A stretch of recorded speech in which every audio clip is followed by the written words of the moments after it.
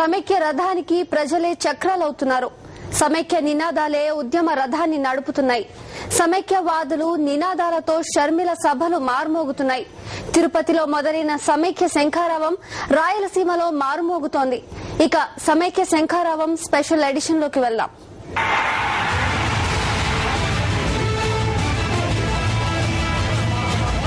మన రాష్ట్రంలో ఎంత అన్యాయం జరుగుతున్నా, ఎంత ఘోరం జరుగుతున్నా మన ప్రధానమంత్రి వస్తున్నాడు చంద్రబాబు గారు మనకు ఏ కారణము లేదు.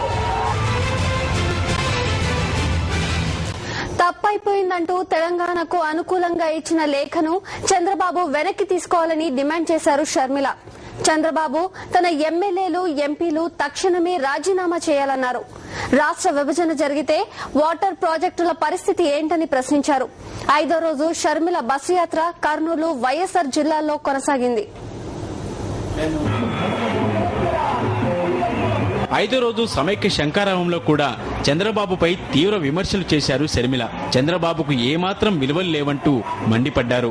విభజనకు 5 పార్టీలు ఒప్పుకుంటే వైఎస్ఆర్ కాంగ్రెస్ పార్టీ, సిపిఎం, ఎంఐఎం ఒప్పుకోలేదని చెప్పారు. ఇప్పటికైనా చంద్రబాబు మేల్కోవాలన్నారు షర్మిల.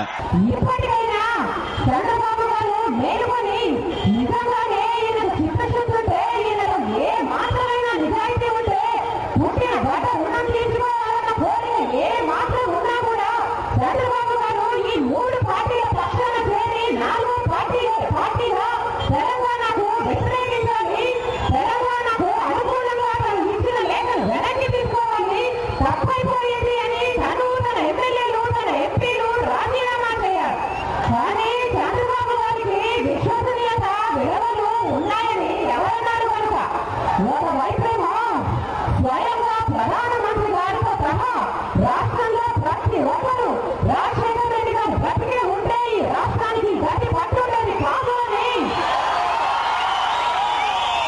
చెబుతుంటే, ఇంకో వైపేమో తెలంగాణ ఇచ్చేయండి అంటూ లేఖనిచ్చింది చంద్రబాబు గారైతే రాజశేఖర రెడ్డి గారు విభజనకు కారణమంటున్నారంటే ఈ చంద్రబాబు గారికి మనస్సాక్షి లేదనుకోవాలా, లేకపోతే ఈయన ఒంట్లో ప్రవహించేది మానవత్వం కాదనుకోవాలి.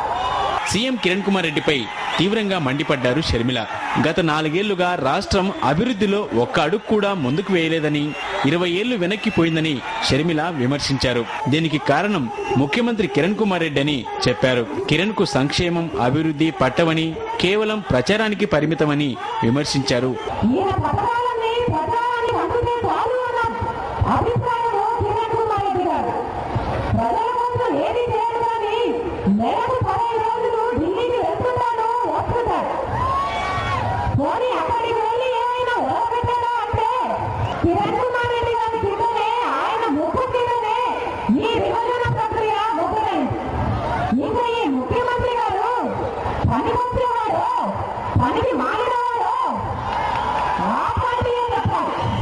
చేసిన పాపాలు, ఘోరాలు సరిపోవన్నట్లు రాష్ట్రాన్ని 2 ముక్కలు చేసి అన్నదమ్ముల మధ్య చిచ్చు పెట్టి ఆ అగ్గిలో చలి కాచుకుంటుంది కాంగ్రెస్ అని మండిపడ్డారు షర్మిల.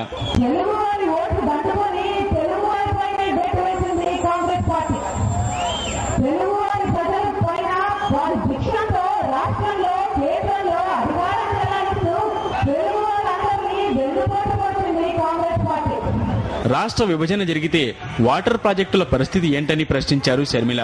శ్రీశైలం ప్రాజెక్టు మీద ఆధారపడి ఉన్న ప్రాజెక్టులు ఏం కావాలని అన్నారు. మధ్యలో మరో రాష్ట్రం వస్తే పోలవరం ప్రాజెక్టుకు నీళ్లు ఎక్కడి నుంచి తీసుకువస్తారని ఘాటుగా ప్రశ్నించారు. హైదరాబాద్ ను వదిలి వెళ్లమంటే ఎలా అన్నారు. హైదరాబాద్ లాంటి నగరం 10 ఏళ్లలో నిర్మించుకోవడం సాధ్యమా అన్నారు.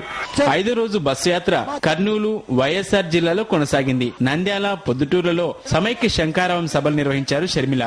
నంద్యాల, ప్రొద్దుటూరు సభలకు భారీ ఎత్తున సమైక్యవాదులు తరలివచ్చారు. సమైక్య రాష్ట్రం కోరుతూ ప్రాణాలు అర్పించిన ఆర్టీసీ కార్మికుని ఆత్మశాంతి కోసం షర్మిల 2 నిమిషాలు మౌనం పాటించారు. 5వ రోజు బస్సు యాత్రలో భాగంగా 184 కిలోమీటర్లు పయనించారు.